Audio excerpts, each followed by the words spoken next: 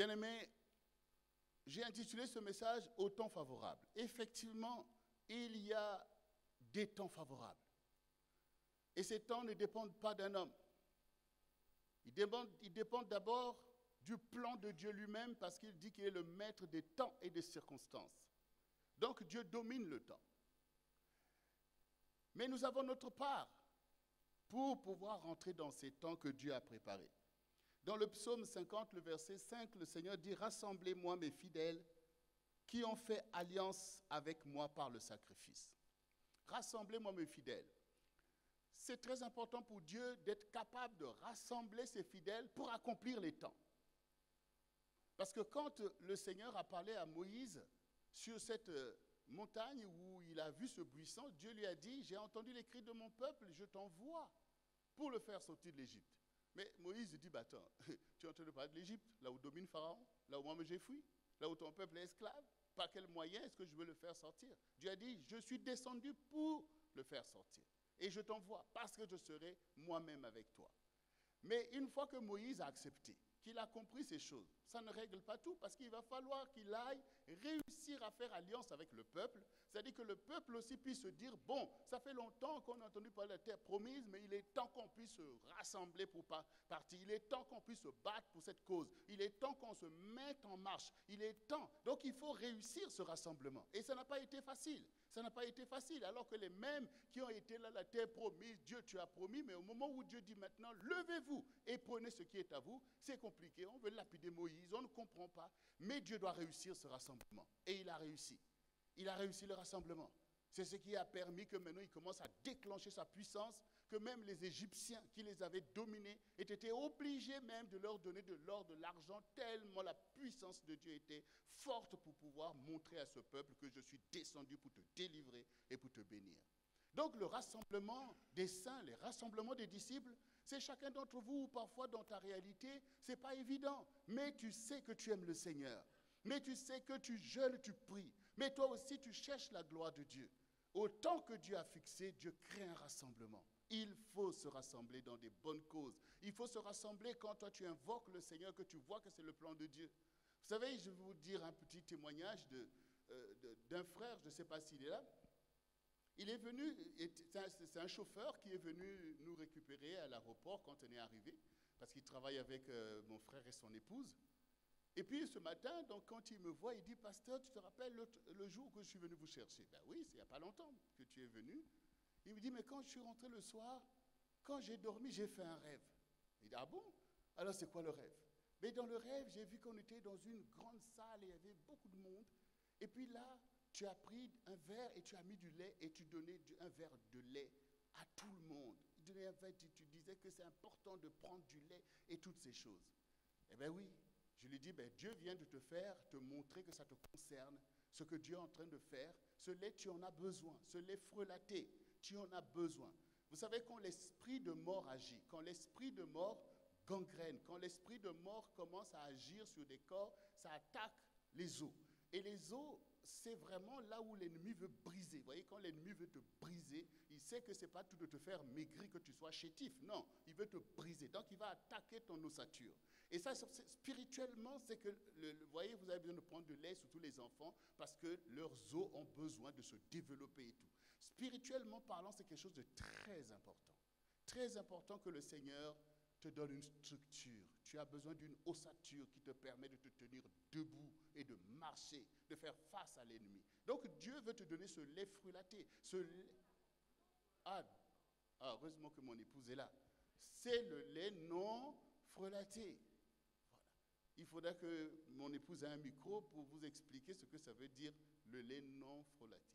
Mais on comprend bien que Dieu ne veut pas des mélanges, il ne veut pas des choses qui ne nous permettent pas d'avancer. Donc c'est ce lait-là que le Seigneur veut vous donner. Et il connaît la réalité de son peuple. Il sait que tu as la religiosité, mais la vie spirituelle, ton corps spirituel est dans un état difficile. Ta foi est dans un état compliqué. Et le Seigneur veut à nouveau, comme des petits-enfants, nous rassembler et nous donner ce lait, nous donner cette chaleur, cet amour. Il veut nous ramener à l'essentiel. Que cette affaire avec Dieu, c'est une affaire d'amour entre le Seigneur, notre berger, et nous-mêmes. et que Dieu veut nous ramener dans l'intimité, dans la confiance. Il veut nous ramener. Alors je lui ai dit, voilà, ces choses te concernent. Oui, ces choses concernent bien sûr beaucoup de personnes qui ont besoin de retrouver cette intimité avec le Seigneur, qui ont besoin de retrouver cette foi dans l'évangile de Jésus-Christ, dans ce corps, le corps du Seigneur qui a été donné, dans son sang qui a coulé pour nous, de communier à nouveau avec la puissance de Dieu. Parce que je l'ai dit toujours, la religiosité ne suffit pas. Vous savez, quand vous êtes religieux, ça dit que vous appliquez des principes religieux, mais vous n'êtes pas différent de tous les religieux qui ne connaissent pas Dieu, en fait. Vous n'êtes pas différent ni des musulmans, ni des bouddhistes, ni même des sorciers qui aussi ont des pratiques religieuses. Vous n'êtes pas différent d'eux, en fait. Ce qui fait la différence entre vous et tous ces religieux qui ont toujours existé dans le monde, parce que les vrais athées, il n'y en a pas en réalité. Les gens vous disent qu'ils sont athées, c'est tout simplement une posture. Mais dans la réalité, c'est eux qui croient à des démons, croient à des choses. Donc tout le monde est religieux. Donc ce n'est pas la religiosité qui doit impressionner. Ce qui doit te toucher, c'est la connaissance de Dieu. Quand tu connais Dieu, c'est ça la différence entre toi et les autres. Souvenez-vous aussi de Joseph. Joseph était là au milieu de Pharaon et de tous ces magiciens et tout. Mais eux-mêmes ont fini par reconnaître que non, lui, il a l'esprit des dieux qui sont là-bas dans le ciel. Ce n'est pas comme nos dieux, là, les rats et tout ça, c'est dieux bizarres. Mais lui, il connaît les choses que nous, on ne peut pas faire. Donc, il savait qu'il y avait une différence par le fait que lui, il connaissait Dieu. Et Daniel, c'était la même chose. Ils ont fini par reconnaître que oui, nous, on adore tous nos idoles, mais lui, il connaît Dieu qui est au ciel et il peut nous révéler des choses. Donc, il faut chercher la connaissance de Dieu parce que c'est ça qui te délivre. La religiosité peut te perdre, en fait. Quand vous lisez la Bible, vous voyez quand même tous ces gens qui ont pourchassé Jésus, c'était quand même des religieux, des docteurs de la loi. Donc, ce n'est pas la religiosité, ce n'est pas ces choses, mais c'est parce que tu te connectes au Seigneur Jésus. Et aujourd'hui, on a besoin, au milieu de l'Église du Seigneur, de délivrer les croyants de toutes les croyances que nous voyons même dans l'Église, où on s'est attaché à des saints, à plein de choses. Mais Jean-Baptiste a dit quelque chose pour nous enseigner à nous tous de génération en génération, quand ses propres disciples ont vu Jésus et qui lui ont posé la question de savoir, Maître, est-ce que nous devons suivre celui-ci? Et il a dit, vous savez, moi je vous ai dit que je ne suis pas le Christ. Moi je ne suis là que j'entends sa voix. Je suis que l'ami de l'époux. Mais celui à qui appartient l'épouse, c'est l'époux. Celui à qui appartient l'Église, c'est Jésus. Ce n'est pas quelqu'un d'autre. Donc si maintenant vous ne préférez pas communier avec l'époux lui-même pour aller communier avec ses amis, tout ça c'est de la religiosité. C'est la religiosité, saint tel, Marie, tout ça, ce sont des choses qui ont mis l'impuissance dans l'Église. Parce qu'on a raté la cible. Qui a donné sa vie pour toi? Qui a donné sa vie pour toi, en fait? C'est Jésus, en fait. Donc, il faut ramener la foi en Jésus-Christ. Cette foi dont le Seigneur a dit à Pierre que, quand il dit, mais qui dit-on que je suis? Oh, tu es l'un des prophètes. Les gens disent que tu es l'un des prophètes. Il dit, mais vous dites quoi? Et Pierre dit, tu es le Fils de Dieu, tu es le Christ. Il dit, ah, c'est mon Père qui t'a révélé cela. Et tu es heureux. Tu es heureux parce que tu reconnais que je suis Dieu. Ça veut dire Christ, ça veut dire loin, ça veut dire Dieu lui-même. Et donc il dit sur cette pierre, c'est-à-dire cette foi que Pierre a eue sur le Messie, c'est-à-dire la révélation cachée de tous les temps. Il dit sur cette pierre, je bâtirai mon église et les portes du séjour de mort ne prévaudront point contre elle. Ça veut dire que si cette foi de reconnaître Jésus comme Dieu manque, les portes du séjour des morts vont prévaloir et c'est l'esprit de mort. Et c'est la vallée des ossements. Donc vous voyez des religieux dans un état catastrophique. La gloire de Dieu, n'en parlons pas. Il n'y a plus que des lamentations. On ne voit ni des guérisons, ni des délivrances. Parce qu'on a raté le coche, l'intimité avec Dieu. Tu n'auras pas d'autre Dieu, tu n'auras pas d'autre Seigneur. Et il faut ramener Christ au cœur de tout. C'est de lui que tu as besoin. Il faut rentrer dans cette intimité et c'est ton avantage parce que tu es l'épouse. Il y a plein de prophètes, il y a plein de peuples qui essaient de chercher Dieu. Mais toi, l'époux est venu vers toi. Et souvenez-vous aussi de Marthe, Marie et Lazare. C'étaient des amis de Jésus. Alors qu'il y avait tout un tas de personnes qui étaient autour de Jésus, mais eux, au travers de Marie, qui a adoré le Seigneur, qui a oint le Seigneur de parfum et d'huile, eh bien, cette famille est devenue des intimes de Jésus. Et quand Lazare est mort, ses sœurs, en fait, quand Jésus est venu, elles ont dit, si tu étais là, notre frère ne serait pas mort. Vous comprenez? Vous voyez l'importance de l'intimité? Parce que si Jésus était là avec nous, notre frère ne serait pas mort. Et nous savons que Jésus a ressuscité leur frère. Ça veut dire quoi? Ça veut dire que l'important, c'est que Jésus soit là, en fait. L'important, c'est que Jésus soit là dans ta vie, pas quelqu'un d'autre. C'est que Jésus soit là. Or, tu as l'avantage, comme avait Marthe et Marie, que Jésus soit ton ami. Et même il soit ton époux. Il veut habiter avec toi. Il frappe à ta porte. Il dit, si tu ouvres, je rentrerai et je souperai avec toi. Il n'y a rien de plus important qui vienne du ciel en ta faveur que le Seigneur lui-même, qui rentre dans ta vie et qui devient ton époux. Comme aujourd'hui, moi, je suis l'époux de Jocelyne, il n'y a rien pour elle qui soit plus important que ma présence. Demandez-lui, elle va vous dire. Eh bien oui. C'est la même chose pour nous. Jésus-Christ, c'est lui qui nous a sauvés. C'est lui. Donc, il faut être fidèle à l'époux. L'Église doit revenir à cette relation directe et forte avec le Seigneur. C'est en cela que le Saint-Esprit va agir et va faire des prodiges et que l'Église va être la lumière du monde, pas des religieux à côté d'autres religieux en fait. Les promesses que Dieu a faites sont basées sur cette fidélité. Et moi, quand je vois ces jeunes-là qui louent le Seigneur, qui le cherchent, je sais que Dieu appelle déjà des héros au milieu d'eux. Parce que ce réveil, c'est eux qui en ont besoin. C'est vous qui avez besoin en fait. Oui, c'est vous qui avez besoin. C'est vous les jeunes. C'est vous l'avenir du pays, de l'Église. C'est vous. C'est vous qui avez besoin de rechercher auprès de Dieu ce changement. C'est vous qui avez besoin de réussir votre vie. Et c'est ce que Jésus appelle. Et je connais ces choses. Alors, entends, rien n'est perdu. Mais tout sera gagné avec Jésus. Mais il faut d'abord revenir dans la vraie foi, dans la vraie alliance. Quand quelqu'un a donné sa vie pour toi, tu ne peux pas le mettre à côté d'autres choses. Parce que sans lui, tu serais mort déjà. Loin de Dieu, en fait. Sans Jésus, à part les Juifs, il n'y a plus personne qui connaît Dieu. Aucune relation. Je peux vous le dire clairement. C'est-à-dire que ce qu'on appelle, nous, en fait, les gentils, c'est-à-dire les païens, ce sont les non-juifs. C'est-à-dire que les Juifs, eux, ils ont cette relation-là avec Dieu où lui-même, il sait comment il va les sauver, les délivrer. Mais en dehors des Juifs, si ce n'est pas par Jésus, tu as beau suivre les prophètes que tu suis, tu verras toi-même à la fin ce qui va t'arriver. Mais parce que, ben oui, il faut le comprendre, c'est-à-dire que tous ont péché et sont privés de la gloire de Dieu. Donc, un pécheur ne peut pas sauver un autre pécheur. Quel est le prophète qui, à part Jésus, quel prophète n'a pas péché? Ben, si vous savez que tous ces prophètes-là, même Abraham a péché, et tous les prophètes dont on parle ont péché, donc ils ne peuvent pas te sauver. Parce que une âme condamnée ne peut être délivrée que par une âme libre. Et l'âme libre, c'est Jésus.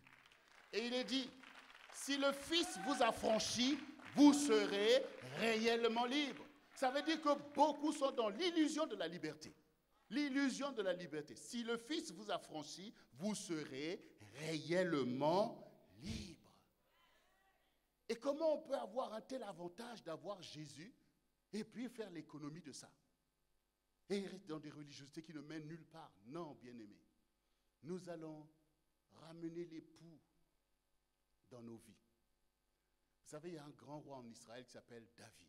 Et David, c'est un modèle aussi de Jésus. C'est un précurseur. Et Jésus parle beaucoup dans sa bouche quand vous lisez les psaumes. Et ce David qui a sauvé Israël de la débâcle, qui est un grand roi jusqu'à aujourd'hui, à un moment donné, son fils Absalom et les anciens d'Israël ont monté un complot pour vouloir tuer David. Et si Dieu n'était pas fidèle, David serait mort. Mais nous connaissons la fidélité de Dieu. Donc David a échappé à cela. Et Absalom est mort. À un moment donné, c'est là maintenant que les anciens et les autres se disent, ah, regardez, le roi qui nous a délivrés de tous nos ennemis, il a été obligé de fuir devant nous. Levons-nous, allons reprendre le roi et ramenons le roi dans sa maison. Eh bien, souvent aussi, tu as sorti Jésus de ton environnement. Souvent aussi, tu as tellement attristé l'esprit que l'esprit a été obligé de partir parce que tu veux faire je ne sais pas quoi, tu veux t'en laisser embrigader par tête tout un tas de choses, tu veux expérimenter je ne sais pas quoi, mais l'esprit est attristé. Mais ton roi, il existe. Ton Jésus, il existe en fait. Et il t'aime toujours. Et il ne change pas. Eh bien, toi aussi, comme les enfants de Jérusalem, toi aussi dis non, allons reprendre le roi et ramenons-le dans nos vies. Je vais aller prendre mon Jésus que j'ai mis de côté. Je veux le faire Seigneur de ma vie. Je veux qu'il domine sur moi, qu'il me conduise encore dans la victoire comme autrefois. Et c'est ça les temps. C'est le temps du rendez-vous où le Seigneur veut accomplir ses promesses envers toi, afin que tu connaisses que Dieu n'oublie pas sa parole, mais parfois il nous laisse expérimenter nos voies parce qu'on est tellement têtus dans l'erreur et que du coup Dieu nous laisse comme les enfants d'Israël qui ont expérimenté des pires déboires par le fait eux aussi de dire nous aussi on veut faire comme les autres peuples. Oh Dieu non, on veut un roi.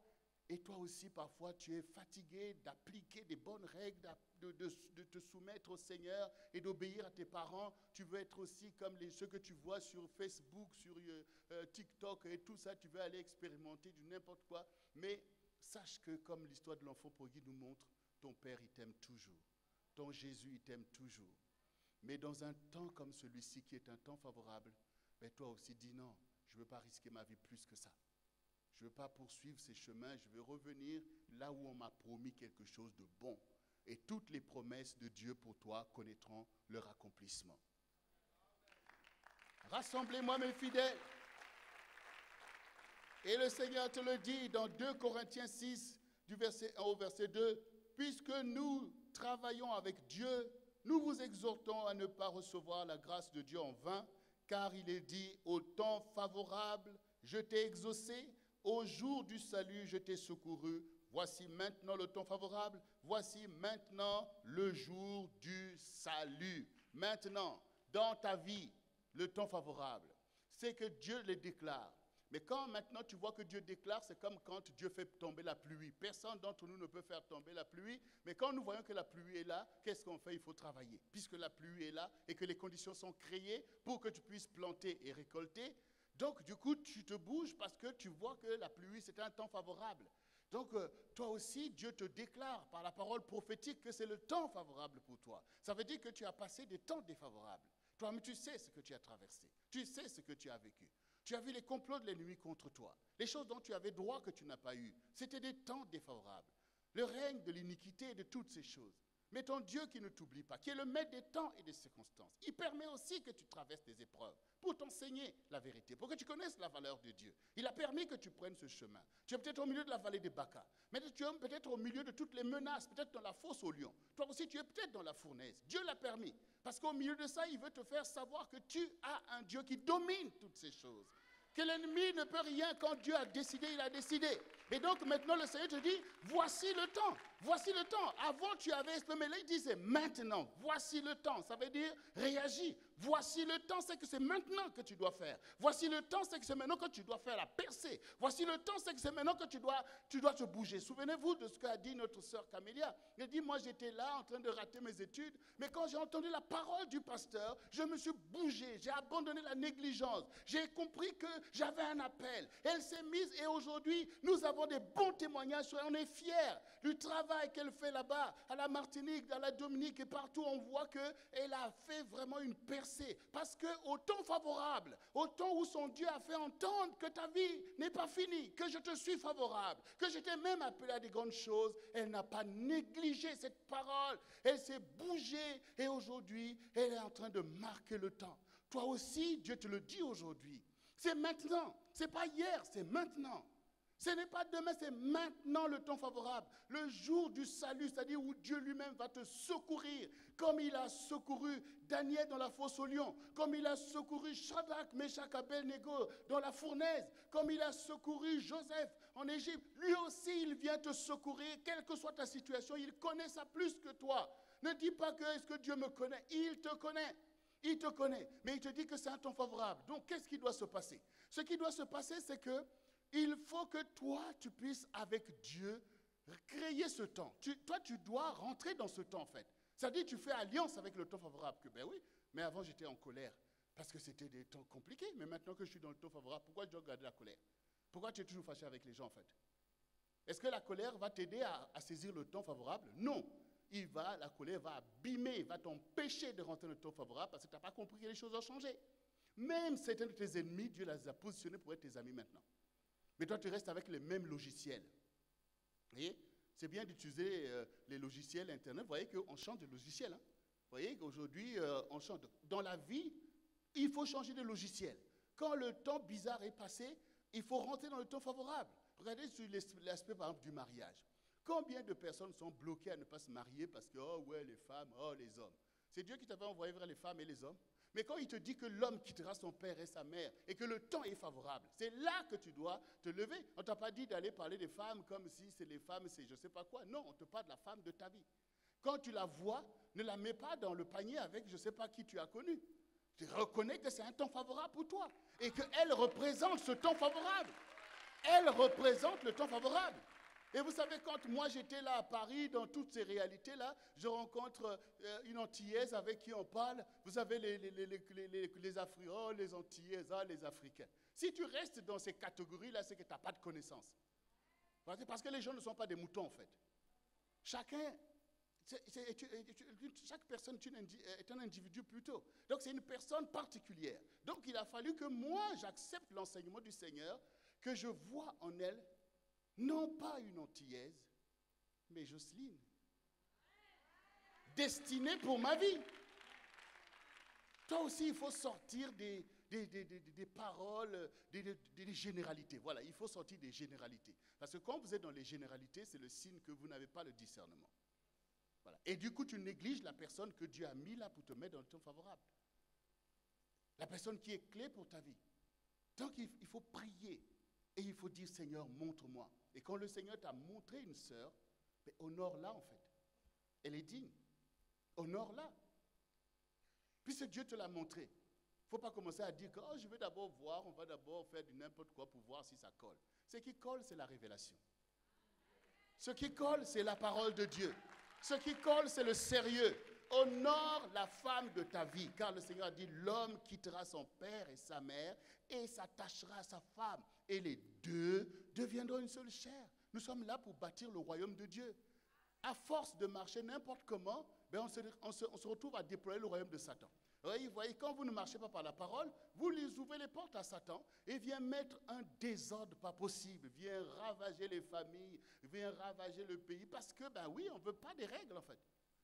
Et on finit par enseigner à nos enfants qu'on peut marcher n'importe comment, mais combien meurent au milieu de tout ça en fait? Vous voyez? Le temps favorable, c'est que Dieu a un plan pour toi. Et Dieu ouvre une porte. Parfois une porte étroite, mais tu vas passer. Parce que Dieu t'est favorable en fait. Et quand tu lis la Bible, vois comment Dieu a conduit les saints avant toi, au milieu de tes temps dangereux. Dieu les a gardés et les a fait réussir. Et bien aimé, ici, il est dit que Dieu ramène nos cœurs à lui. Ça, c'est très important dans un temps favorable. Dans Lamentation 6, verset 22, il est dit, « Fais-nous revenir à toi, ô Éternel, et nous reviendrons. Donne-nous encore des jours comme ceux d'autrefois. » Priez Dieu qu'il ramène votre cœur à lui. Très important. C'est Dieu qui ramène ton cœur à lui. Dis, Seigneur, ramène mon cœur dans tes voies. Ramène mon cœur dans l'obéissance. Ramène mon cœur dans la paix. Ramène mon cœur dans la joie. Parce qu'il se passe des choses dans le cœur. Satan a des intrigues pour manipuler tes sentiments.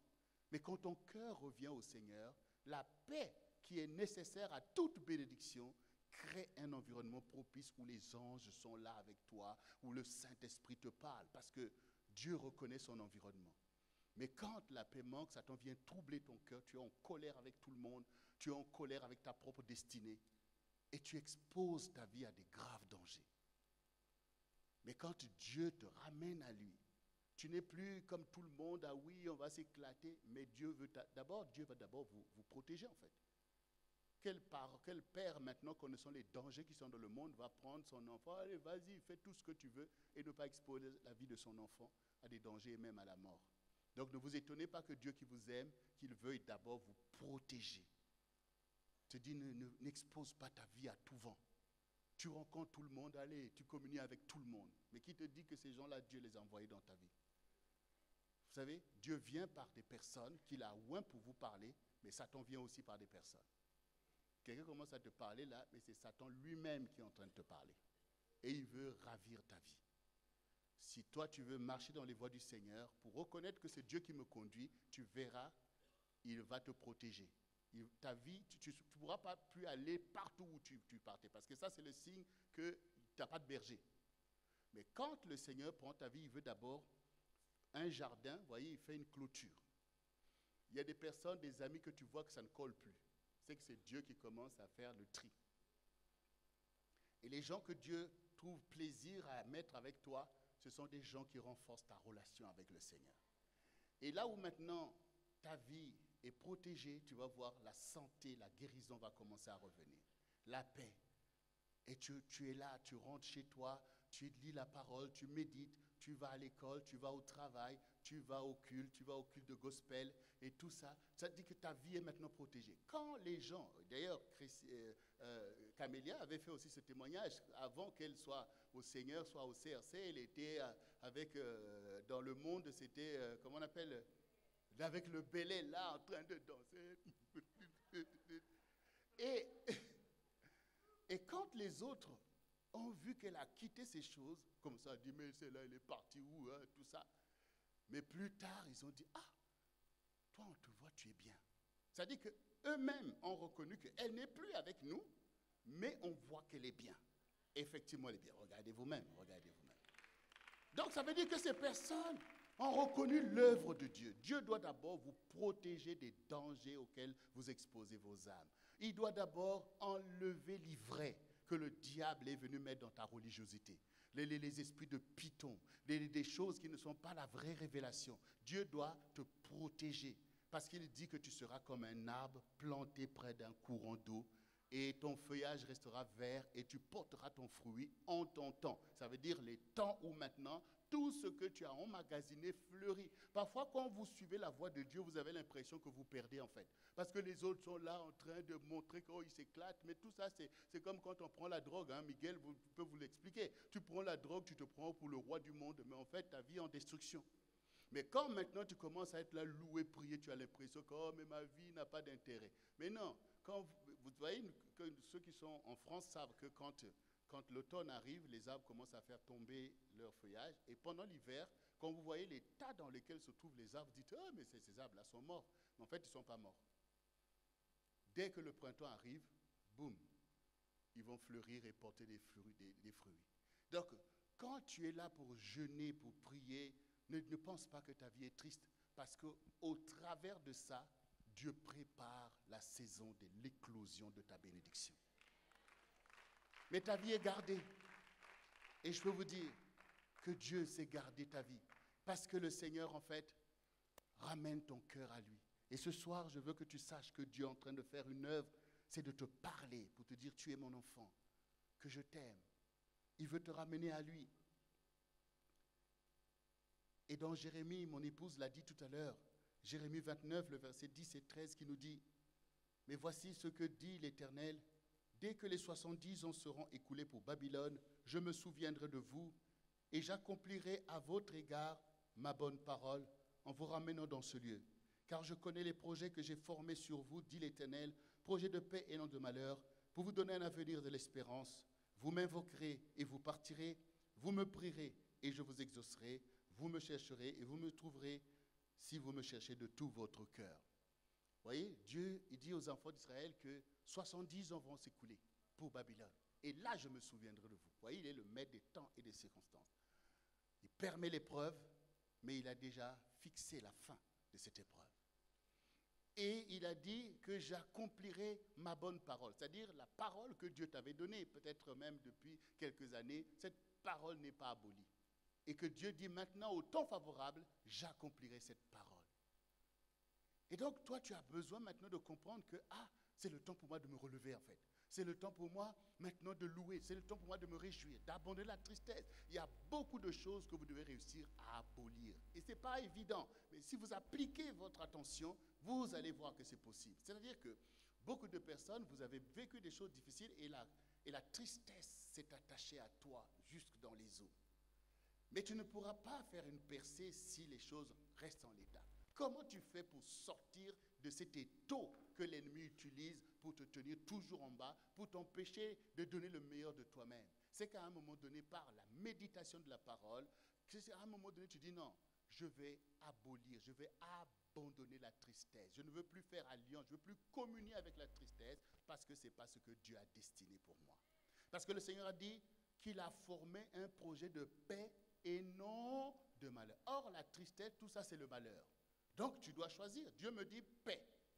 Le monde dit malheur. Donc, je dois choisir, en fait. Il faut que je choisisse. Tu as perdu les gens importants dans ta famille, tes parents, ou tes amis, ou tes frères. Et puis, boum, la tristesse est venue t'envelopper. Et pourtant, tu entends que Dieu a un plan pour toi. Mais il faut que tu réussisses à dire à la tristesse, tu quittes. Je ne veux plus de tes sensations. Je ne veux plus de tes apitoiements. Parce que Dieu a dit paix et joie. Donc, je me lève. Moi, souvent, j'explique à nos bien-aimés qui ont traversé des moments de deuil. Je dis, mais vous savez, moi, je me rappelle de quelque chose au Congo, c'est que quand quelqu'un mourait, bon, ben, les femmes, elles se mettent dans la maison pendant, je ne sais pas, des semaines. Et puis, à un moment donné, il y a ce qu'on appelle retrait de deuil. Retrait de deuil. Ça veut dire quoi? Ça veut dire que, bon, on a accepté ces choses, mais à un moment donné, il faut retirer. Je dis, voilà, retrait. Et je disais ça à une sœur qui avait perdu son mari et la tristesse était là. Même quelqu'un lui parlait. Pour Dieu avait un chemin pour qu'elle avance, mais elle était dans ça. Je dis, mais tu sais, au Congo, il y a ce qu'on appelle le retrait de deuil. Ça veut dire à un moment donné, tu retires le deuil. Et quand tu retires, il faut vraiment retirer. C'est pas, j'ai fait retrait de deuil, mais j'ai toujours là. Une fois, j'ai dit à mes tantes, ça c'est quand mon père est mort. J'ai vu toutes les pratiques, déjà toutes les pratiques que l'on fait autour des corps, tout ça. Tout ça, ce n'est pas de Dieu en fait. Et ça ne sert à rien. Parce que je disais, mais si vous parlez là, oh, les enfants, mettez-vous derrière, là on va parler au corps. On va parler à papa. Quel papa là? Vous allez parler là, mais s'il est là, pourquoi vous le mettez dans le cercueil? Si c'est papa qui est là. Non, moi je me suis écarté. Parce que tout ça, c'est des pratiques qui sont interdites dans la parole. Ça ouvre des portes à des démons et tout un tas de choses. Le papa, j'ai dit, mais Dieu m'a montré que papa, il est parti, il n'est plus là dans vos dimensions là. Là, c'est le corps qu'il faut aller mettre en terre en fait. Là, c'est fini, il n'est plus dans votre dimension. Lui, il a fait sa vie, il est parti. Et puis maintenant, je vois alors les tantes là, tout le monde. Je dis, bon, quand on va aller enterrer le corps de papa, parce que c'est du corps qu'il s'agit, voilà, quand on va enterrer le corps de papa, on revient ici. À la limite, vous allez rester une semaine. Après une semaine, je ne veux voir personne ici. J'ai dit à mes tantes, mais vous êtes toujours en deuil en fait. Parce qu'il y aura toujours quelqu'un qui va mourir. Vous finissez un deuil, vous rentrez dans un autre. Vous finissez, vous rentrez. Quand vous allez vivre votre vie? Vous allez vivre votre vie quand? À la fin, ils sont dit, papa, tu as raison. Ils sont venus me dire, papa, tu as raison. Non, mais c'est vrai. Toutes ces choses-là, ça nous fait plaisir les uns les autres de voir les gens tristes. Mais ce n'est pas Dieu en fait. Ce n'est pas Dieu. Les gens, quand toi tu es triste, là les gens sont, ah vraiment, ah tu as perdu tout ça. Quand tu es joyeux, là maintenant ils sont contre toi. Vis ta vie. Vis ta vie. C'est Dieu qui t'a donné le temps de vivre. Vis ta vie. Passe des moments difficiles, mais avance. Avance. Regardez Joseph, ses frères ont failli le tuer. Ils ont failli le tuer, mais au travers de ce chemin, Dieu a ouvert une percée pour lui. Et quand ses frères ont vu, il va se venger, il dit non, mais attendez, pourquoi vous raisonnez comme ça? Vous avez voulu le mal, Dieu l'a tourné en bien. C'est pour vous que je suis là en fait. C'est qu'il faut abolir les temps où le diable veut t'enfermer. Tu as vu ce qu'ils ont fait pour toi? Reste triste, hein? Tu ne peux pas faire ceci parce qu'il veut empêcher des destinées. Et il sait que la maison de Jacob et les promesses de Dieu étaient en difficulté parce qu'il fallait un héritier à Jacob. Et ce n'était pas ses frères, ce n'était pas les Judas, c'était Joseph que Dieu avait choisi. Et donc il sait que là maintenant il est en esclavage. Pour des choses qu'il n'a pas fait, il est jeté en prison. Il croit pouvoir anéantir le dessein de Dieu. Mais ce n'est pas connaître Dieu en fait. Dieu, il se prend des challenges pas possibles. Vous voyez? Lui qui est Dieu, il pouvait dire, vous là-bas, vous avez péché, tant pis pour vous. Mais il vient lui-même mourir à notre place. Donc il n'a peur de rien en fait. Ne croyez pas que quand vous avez des challenges, que Dieu est triste. Ah, mon enfant, c'est compliqué. Mais nous-mêmes qui vous parlons là, si vous avez des challenges qu'on a traversés, vous voyez? Tu es là, tu pries, Seigneur, dis oui, je suis là. Mais Seigneur, regarde. Oui, je vois. Mais oui, il était là avec Joseph, il était là avec Daniel dans la fosse au lion. Dieu permet ces choses en fait. Il permet ces choses pour que tu connaisses la fidélité de Dieu. Et pour que les gens connaissent que ton Dieu est Dieu. Voyez? Que ton Dieu est Dieu. Et du coup, là, le Seigneur dit que c'est le temps favorable pour toi. Le projet de Dieu. Dis, Dieu a un projet pour moi. Un bon projet. Donc, quand tu vas voir tes ennemis faire tout un tas de plans, on va le détruire, dit, selon le projet de Dieu pour moi, vous n'arriverez à rien. Oui, selon le projet. Si c'était mes projets, bon, je ne suis qu'un homme. Mais comme c'est le plan de Dieu et que j'y crois, et que je fais de mon mieux pour être conforme au projet de Dieu. Quand le Seigneur me dit que je suis un homme béni, je dis, ah, je souris. Pourquoi? Parce que Dieu m'a dit que je suis béni. Vous savez, le mot bénédiction veut dire du bien. En fait, quand Dieu vous bénit, il dit du bien sur toi. Parce que de cette parole va découler tout ce dont tu as besoin. C'est ça ce que ça veut dire. Bénédiction, c'est que Dieu te dit du bien. Quand Dieu te dit, tu es mon enfant, tu es mon serviteur, je te guérirai, ben, prends ça avec joie parce que c'est vrai et qu'il va le faire. Mais si tu écoutes, oh, tout ça, c'est de tout, l'incrédulité abolit tout simplement, t'enferme toi-même dans ces choses. Voyez? Donc là, ce soir, comprends que le Seigneur a un plan. D'ailleurs, c'est pour ça qu'il emmène le CRC International pour toi. Est-ce que le CRC International vient à Brazzaville pour le pasteur Goma? Est-ce que c'est pour moi? Parce que moi, j'habite en France, j'aurais pu rester là-bas, mais si le Seigneur m'emmène ici, c'est exactement pour toi. Exactement pour toi. Donc, maintenant, peut-être que tu te dis, oh, il n'y a personne pour moi. Eh bien, voilà, maintenant tu as le pasteur Goma pour toi. Eh bien oui, tu as exactement le pasteur Goma pour toi, pour ta vie, afin que tu connaisses que Dieu est capable de mobiliser des gens pour ma vie, afin que tu saches que ta vie est importante. Ta vie est importante. Alors, bien-aimé, Dieu a des projets pour nous. Il a un projet pour chacun d'entre nous. Et il a un projet pour le Congo. Et nous allons travailler à ce projet. Et ce projet, c'est tout simplement l'émergence du peuple de Dieu. Il faut que le peuple de Dieu soit encore la lumière de sa génération.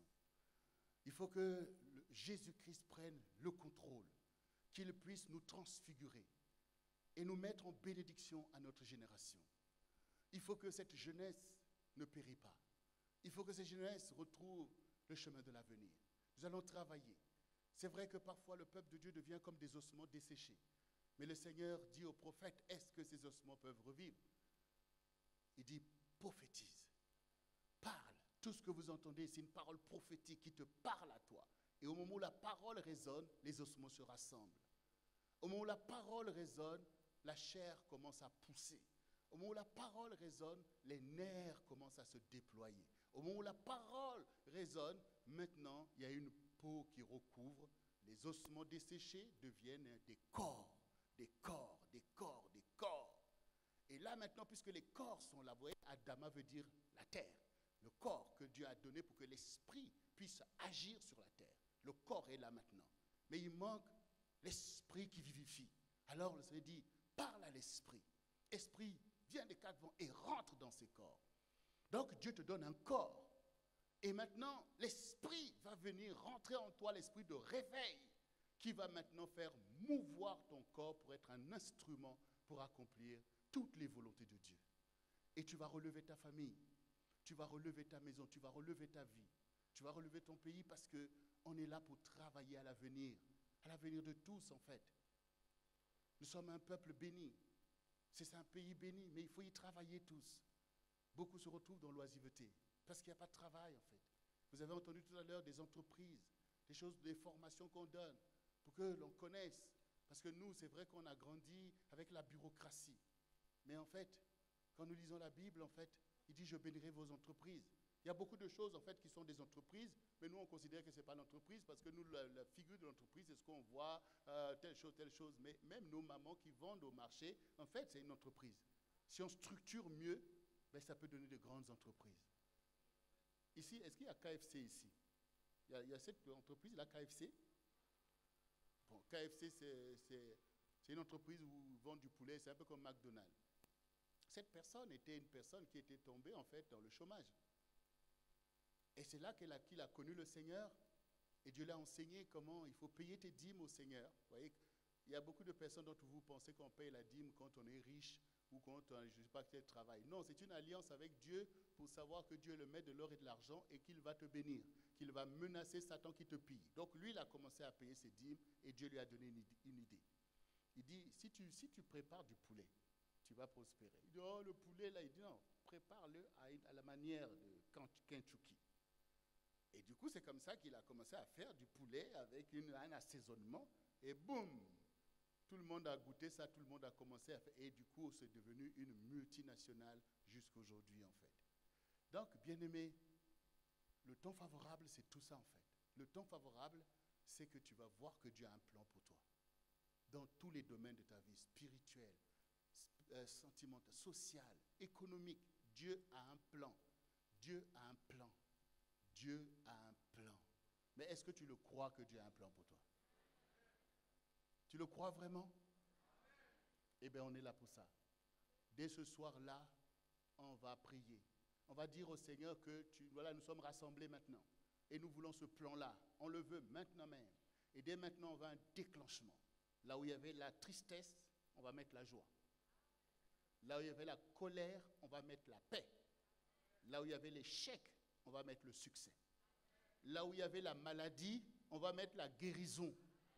Et là où il y avait l'oppression, on va mettre la délivrance. C'est ce qu'on va faire. Et on ne va pas lâcher. Parce que Dieu nous est favorable. Parce que c'est son plan. Et c'est ce qui le glorifie. Et qui montre la différence entre notre Dieu et les idoles. Qui ont une bouche mais qui ne peuvent pas parler. Ils ont des yeux mais ils ne voient rien. Leurs oreilles n'entendent pas. Et leurs mains ne peuvent faire aucune œuvre ni en bien ni en mal. Et Dieu veut montrer au contraire qu'il est le seul vrai Dieu parce qu'il fait de nous des témoins de sa puissance. La puissance de Dieu, c'est ce que l'Église doit être concernée. Nous ne pouvons pas nous contenter de religiosité. On n'est pas des croque-morts, on n'est pas des morts, on est des vivants. Donc du coup, nous allons invoquer le Dieu puissant, que Jésus vient au milieu de nous par ta puissance. Nous ne voulons pas être des religieux loin de la vérité, mais nous voulons être tes disciples, nous voulons être tes esclaves pour montrer ta puissance. Nous voulons ta puissance, ta gloire, ta bénédiction. Nous voulons tout de Jésus. Est-ce que tu veux tout de Jésus? Si tu veux tout de Jésus, tiens-toi sur tes jambes, on va prier. Total Praise, est-ce que vous voulez vous mettre à votre place? Nous allons invoquer le Seigneur dans ce lieu. Nous ne faisons que commencer ce soir. Demain, nous allons nous retrouver. Vous avez compris que demain, vous allez pouvoir inviter tout Brazzaville pour dire que le pasteur a dit rassemblement, rassemblement, parce que le temps est favorable, parce que Dieu a commencé une œuvre, parce que Dieu va accomplir ses promesses envers nous. Est-ce que tu le crois de tout ton cœur? Voilà, demain tu es là, tu dis, on y va au lieu de rassemblement, parce que Dieu commence quelque chose. Il vaut mieux qu'on soit là, il vaut mieux qu'on comprenne ces choses. Maintenant, il n'y a plus ni des vieux, ni de jeunes. Il n'y a que des disciples de Jésus qui veulent rentrer dans un temps nouveau, dans quelque chose de nouveau, dans quelque chose qui renouvelle l'intelligence, parce qu'on ne veut plus abandonner nos vies au hasard, mais nous voulons faire alliance avec la connaissance et la puissance de Dieu.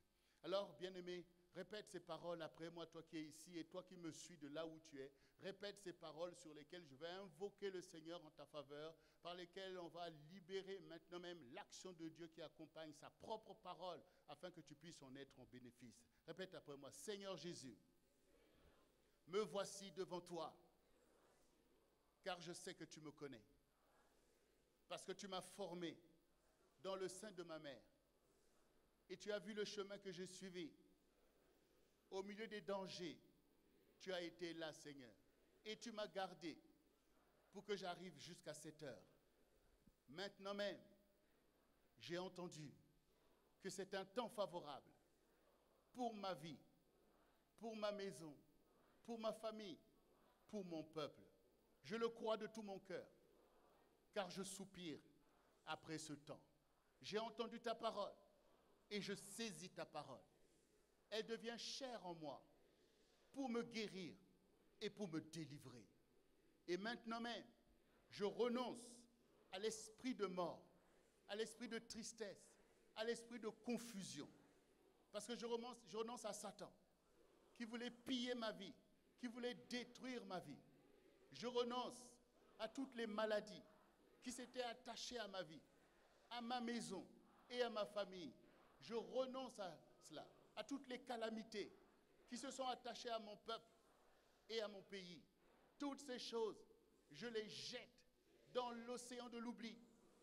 Maintenant même, j'accepte l'esprit de vie, l'esprit de gloire, l'esprit de victoire, au nom de Jésus. Parce que je suis sanctifié par le sang de Jésus.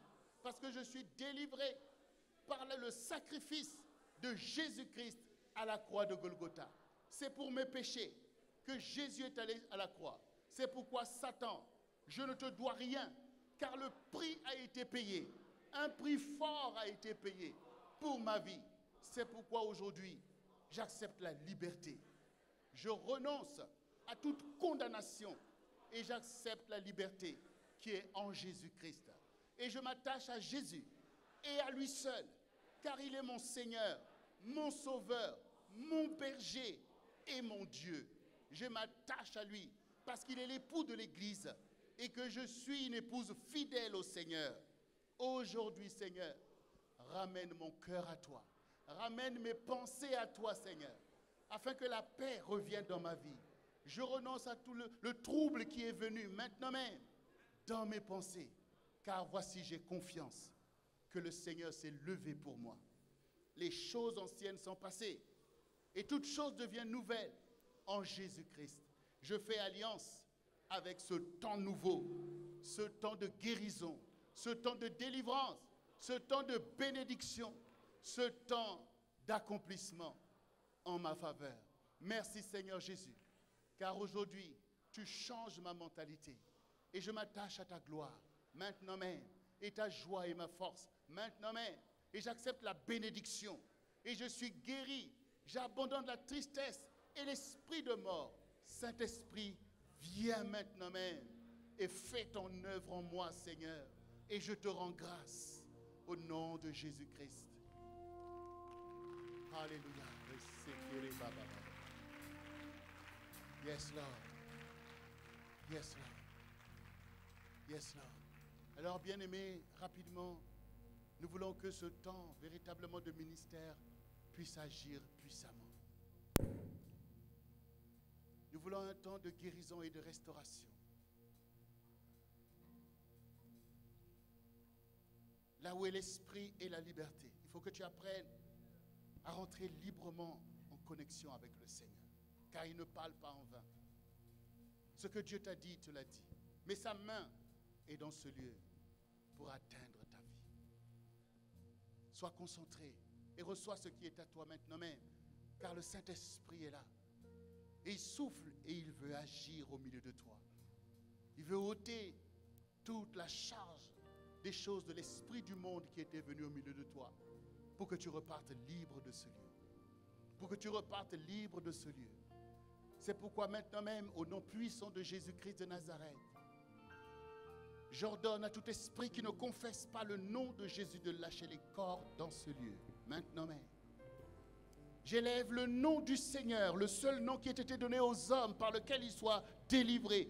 La bannière du nom de Jésus était levée dans ce lieu maintenant même en faveur de ce peuple, en faveur de toi. Et la crainte disparaît maintenant même. La crainte, la peur disparaît, la confusion disparaît. Parce que l'onction du Saint-Esprit agit maintenant même dans ton être intérieur pour te libérer maintenant même au nom de Jésus. Et cette onction, tu la reçois maintenant même. Elle commence à agir de la tête aux pieds, au nom puissant de Jésus. De telle sorte que quel que soit le préjudice qui était là dans ta vie, Satan, je te déclare, tu n'as plus de prise, tu n'as plus d'emprise, tu n'as plus, ta position a été renversée par la parole qu'ils ont entendue. Cette parole fait autorité. Et je déclare dans ce lieu que Jésus-Christ, le grand berger des brebis, agit maintenant pour briser toute forme d'oppression. Je brise les liens ancestraux, les liens familiaux, les liens de désobéissance sont rompus. Esprit impur qui que vous soyez, je vous commande de lâcher les corps et d'aller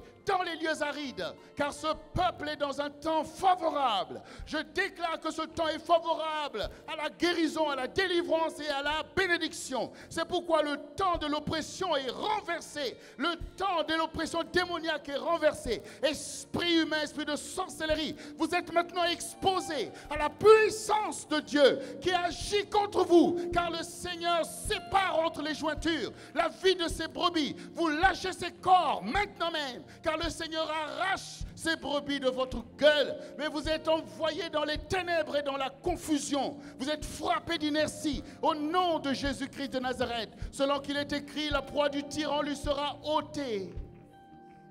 Saisis ta part et ne crains pas, car l'Esprit souffle sur les corps.